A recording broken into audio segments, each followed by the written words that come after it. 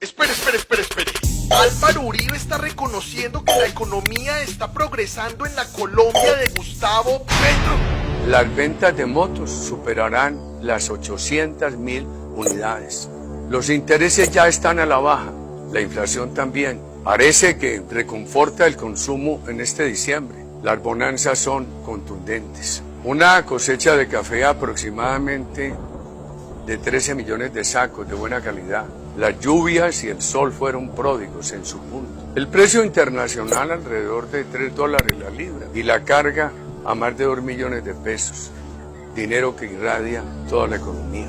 No se lo vayan a creer tanto. Esto es una gran trampa y atención Colombia para lo que se viene. El uribismo se está viendo en la obligación de reconocer las virtudes económicas que ha logrado el gobierno de Gustavo Petro, porque salta a la vista la dinamización que hay en diferentes mercados como el agrario o el turístico, la reducción generalizada de la inflación, el flujo del dinero constante, la reducción de la pobreza, la salida de 2.5 millones de personas de la inseguridad alimentaria y muchísimos casos más. Pero, ¿qué es lo que pasa? Hay aquí una estrategia de la clase política tradicional que ya están aplicando y esperan ver sus resultados en el 2025. Vamos a compartir esta información para que por favor todos nos enteremos. Personajes como Uribe resaltan los logros económicos con el único fin de restarles mérito, diciendo que ese crecimiento es producto de bonanzas temporales, dizque vaticinando que para el próximo año vamos a ver un declive económico. Y esas afirmaciones no son fortuitas, porque al mismo tiempo que las enuncian, desaprueban en el Congreso la ley de financiamiento, que buscaba adquirir recursos ante la que hoy puede ser una de las más grandes crisis presupuestales de nuestra historia, como resultado principalmente de las deudas gigantescas que vienen de gobiernos anteriores, y especialmente del de Iván Duque, con los billones de dólares en préstamos que sabemos se tuvieron que hacer para poder atender la problemática del COVID-19. Ojo, los impuestos propuestos sobre esta ley de financiamiento no recaían sobre la canasta familiar, que para encarecer los huevos, como nos estaban diciendo. Eso lo intentó fue Iván Duque en el 2021. A lo que le iban a poner impuestos era a mercados como el de las apuestas digitales, para poder lograr sostener una inversión que hasta ahora ha sido fundamental y productiva en áreas en específico como precisamente el campo. Entonces mire de qué es que trata el plan. Por un lado crean el imaginario de que el progreso económico actual de nuestro país es ficticio, y por el otro toman decisiones de desfinanciamiento para ahogar al gobierno en términos presupuestales y para impedirle moverse financieramente en medio de un endeudamiento histórico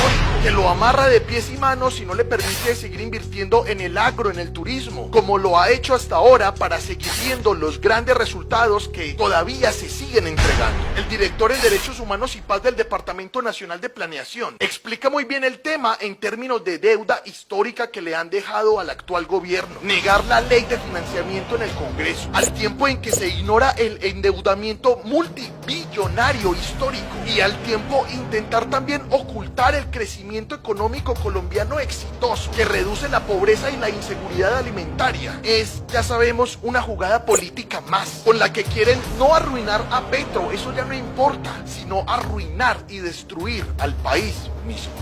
Estamos viviendo una de las crisis presupuestales más grandes en la historia de nuestro país, y esa es la realidad.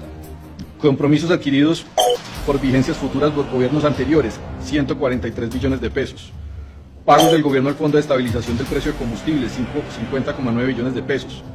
Pago de intereses de la deuda neta del gobierno nacional central, 24,9 billones de pesos, solamente en intereses. Deuda de corto plazo con el Fondo Monetario Internacional en la pandemia, 21,6 billones de pesos.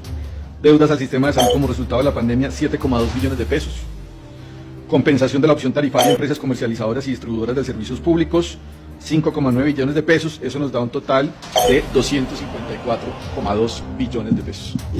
254,2 billones de pesos de endeudamiento, Dios mío. Con eso se compra un país entero. Y rechazan una ley de financiamiento que ponía impuesto a las grandes industrias de las apuestas digitales. Y además de eso, esa que era la ley de financiamiento con menor monto en comparación con las anteriores leyes de financiamiento aprobadas en gobiernos anteriores. Esa desaprobación definitivamente no fue un logro para el pueblo. Estamos ante la conjunción de tres grandes realidades. La primera, una deuda de muy mal perfil que nos dejó el gobierno anterior, una deuda muy alta, con unos intereses muy altos, y a pagar en corto plazo. Es decir, el gobierno Duque, creo que esto es una...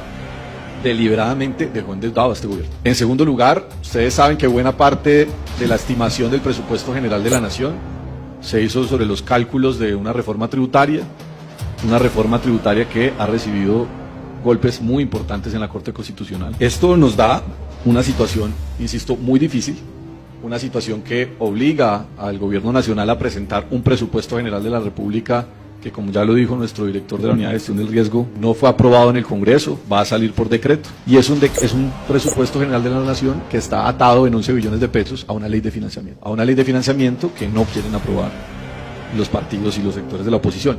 Y que, dicho sea de paso, es la ley de financiamiento con el menor monto de las 8 o 9 leyes de financiamiento que se han presentado en los gobiernos anteriores. A todos se las aprobaron sin miramiento alguno, sin discusión alguna. Nos tocó el gobierno del cambio en uno de los momentos más difíciles en términos presupuestales. Es uno de los momentos más difíciles en términos presupuestales para Colombia. Y lo peor es que se va a ver reflejado en la disminución del dinero disponible para diversas carteras en el año 2025. Quienes protestábamos, por ejemplo, por la reducción que se le hacía al Ministerio del Deporte, ahora sí que van a ser mucho más dolorosos los recortes que se hagan no solo en ese ministerio, sino sobre todo en inversión social. Entendemos que el gobierno anterior dejará grandes deudas, además con altos intereses, por la problemática que significaba el COVID-19. Pero entonces, ¿por qué ese mismo sector político no entiende que es necesario conseguir más recursos para poder caminar la administración del Estado, a la par que se van llenando esos huecos financieros? Peor todavía, las reducciones casi que van a afectar obligatoriamente las dinamizaciones de los mercados que estaban trabajando de buena manera por la inversión del Estado. Claro, personajes como Catherine Miranda celebran esto. Mientras tanto, hoy el país lo lamenta. Esperemos y exijamos que las estrategias del gobierno en adelante sorteen de buena manera y con cero derroche esta jugada sucia y destructiva por parte de la clase política tradicional contra el pueblo colombiano.